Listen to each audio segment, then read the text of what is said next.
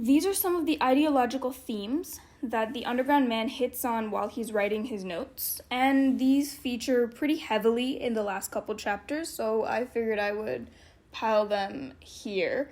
There's obviously a lot more that he hits on in the book as a whole. So, free will. The Underground Man talks a lot about free will, but only in the sense that people will exercise their free will to make irrational, disadvantageous, and poor decisions, especially in situations where they are stuck in a rational utopia, as is human nature. For the Underground Man, his human nature is to destroy all that is sublime and beautiful, as he says himself. He says that he believes it is his own normal condition to act nastily, and he has found contentment in not struggling against this ideal and simply accepting his current actions. As he goes on with this acceptance, he eventually finds joy in the pain he causes his coworkers, which he expresses in one of the first chapters. Right. He also contrasts rational life, ruled by the laws of nature and mathematics, with the urge to act foolishly that all humans have. He suggests that rationality rules out all real pleasure because it is operating on a set of rules that do not apply to human beings. He also makes statements on life's literal meaning in that Dostoevsky and the Underground Man talk about what compels humanity to keep on living. This isn't as much a discussion of the meaning of life, so much as a discussion on what causes people to remain living. And I included metaphilosophy of literature in this list because the section ends with a large and dramatic questioning of the value of the literary format as a whole. And the notes, which the diary format, which the Underground Man employs for the first part of Notes from the Underground, is changed to a more narrative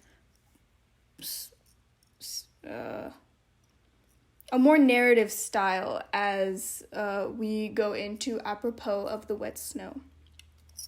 And leading up to this change, the Underground Man actually has a conversation about this change, and he discusses his own feelings about writing a narrative versus writing a series of notes. And I personally thought that was very interesting to see. Now for the chapter breakdowns themselves. Chapter 9 begins with the Underground Man implying that everything he has said in the last few chapters has been a very bitter joke. This throws the prior chapters into doubt and further depicts the circular reasoning that the Underground Man is trapped in, where he oscillates on his own correctness as he continues to think.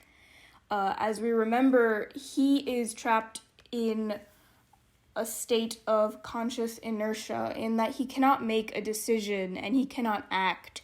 He can only consistently change his mind as he invents more and more logic as to why he is correct and successively wrong. So the Underground Man goes on to wonder if it is truly in man's best interest to act for his own profit, following up his ideas of humanity acting against its own interests.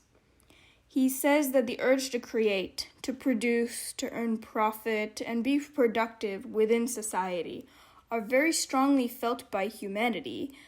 However, there is an equally strong urge to destroy. He contrasts people with ants in this section, saying that ants delight in an anthill that they have built, but men take pleasure only in the creative process, never in the end result. Unlike ants, humanity does not revel in its creations, but rather destroys them. The joy of creation or destruction is in the action's inherent action, not in its end result.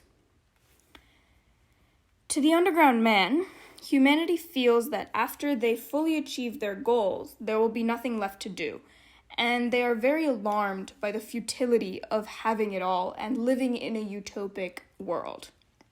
Because of this, people purposefully ensure that they do not live in utopic circumstances. They purposefully destroy and they purposefully act irrationally in order to make sure that the world is always flawed. In doing this, humanity makes sure that there is always a task, there is always something to do, and there is never a state of boredom. As we recall from earlier chapters, boredom is what led the underground man himself to feel suffering and achieve consciousness, and in turn, spite, bitterness, and his self-proclaimed nastiness. From this, we can see that suffering is the cause of consciousness, and the underground man places suffering and consciousness as a worthy rival to rationality. He says that while rationality and reason will solve the world's problems, it will leave man suffering in a state of ennui. And while consciousness causes men to think in circles, immobile in their own contradictions, man also has the chance to, quote, occasionally whip himself, which livens things up a bit.